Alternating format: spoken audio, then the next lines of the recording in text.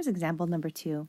The volume V in cubic feet of a rectangular wooden crate is modeled by the function V of x equals 2x cubed minus 11x squared plus 12x, where x is the width in feet of the crate. We want to determine the values of x for which the model makes sense.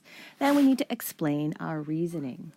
So we have the volume equals 2x cubed minus 11x squared plus 12x. And we're going to have a wooden crate. Okay, here. And so we'll have length, width, and a height for that box.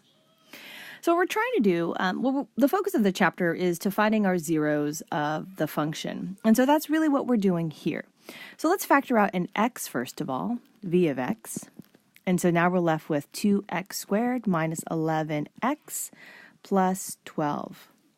Let's factor this completely. And so this factors to, let's see, 12 times 2 is 24, what equals negative 11, so that's negative 8 and negative 3. And then if you need to do the reverse box, this is 2x squared, 12, negative 8x, negative 3x. Then you factor to get the outside numbers.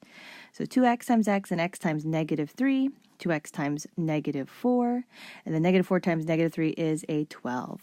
So this factors to 2x minus 3 and x minus 4.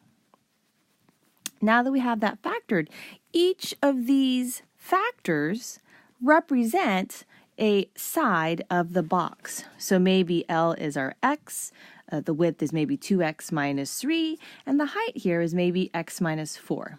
Okay, so let's just kind of label that to kind of give us a better picture of what's happening here. We want to figure out how to make this crate. So let's graph what we know. We know that we have an x-intercept at 0, right? X equals 0, so I guess we could write that. We know x equals 0, and then x also equals positive 3/2 using zero product property for all of these. And x also equals 4. So we have 0, we have 3/2 maybe here, and 4 maybe here. So this is 0, 3/2, and 4. Now let's create a picture of the box. So the x-axis represents our width in feet. Our y-axis represents the volume, okay, the volume in cubic feet of this box. Volume. Now, in order to create a better picture of this, let's take a look at what we know about end behavior. We want to look at first end behavior. And so we know end behavior by looking at the degree of the polynomial as well as the leading coefficient. The degree is 3 and the leading coefficient is positive.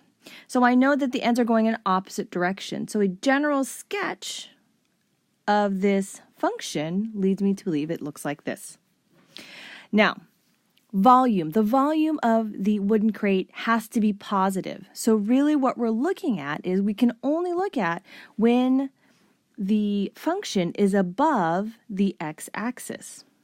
Okay? So here and here. That is the only time that volume is positive, right? At the bottom, down here, this is a negative volume, right? If y represents volume, it's negative here. So I can't have a negative volume for a box. That doesn't make sense. Now I have two different areas. Either volume is between 0 and 3/2 or x is greater than 4. We can't just assume that it's going to work. We need to pick a point and see if it actually will work. So in the first region, let's test a point. So 3/2, that's 1.5. So let's test 1. And then here, let's test 5. Okay, so first let's test 1. I want to see if 1 works inside this function. So let's go ahead and plug it in into the factored form and see what happens. So x is 1, if x is 1, so let's do v of 1. So I have 1 times 2 times 1 minus 3 times 1 minus 4. So this would equal 1 times 2 minus 1 is negative 1 times 1 minus 4, which is negative 3. Now remember what I said at the beginning. each of the factored pieces represent a length of the box. So thinking about that, can I have a length of 1? Well, yes, I can. Can I have a length of -1 or -3? Right? Could I say to someone, hey, can you make this box for me? I need it 1 by -1 by -3.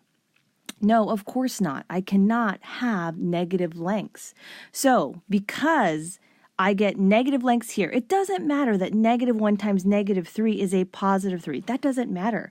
What matters is they cannot construct this box. So therefore, that is not one of my solutions. Okay, and so in the quiz, on the test, you need to show that, plugging it in and showing that, oh, one of the sides or two of the sides are negative. Therefore, I cannot make this box. It is untrue. Now, let's go ahead and test 5.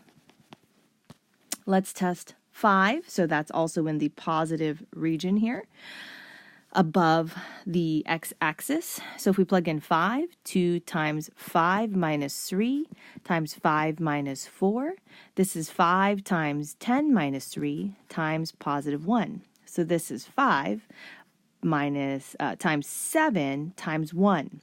So thinking about dimensions of a box, I could have a +5, I could have a +7, and I could have a +1. And I bet you if I tested any other number to the right, if I tested 6, 7, 8, 9, and 10, I would be able to get volumes of a box that are true. Now, you're probably thinking, now, what do I write? So, it is not between 0 and 3/2. It is between or it's x is greater than 4. Any number is greater than 4. Now, a finer point of this is it's not equal to 4. So if you think about it, it can't be 4, because if I plug it in here, I would have 4 times 2 times 4 minus 3 times 4 minus 4. I'd have 4 times 8 minus 3, which is 5, times 0. Therefore, the volume of my box would be 0. Again, that would not make sense. So the answer is only when x is greater than 4. There could be different ones. It could be only between 0 and 3/2. It just depends whether or not the numbers work in each of the factored form.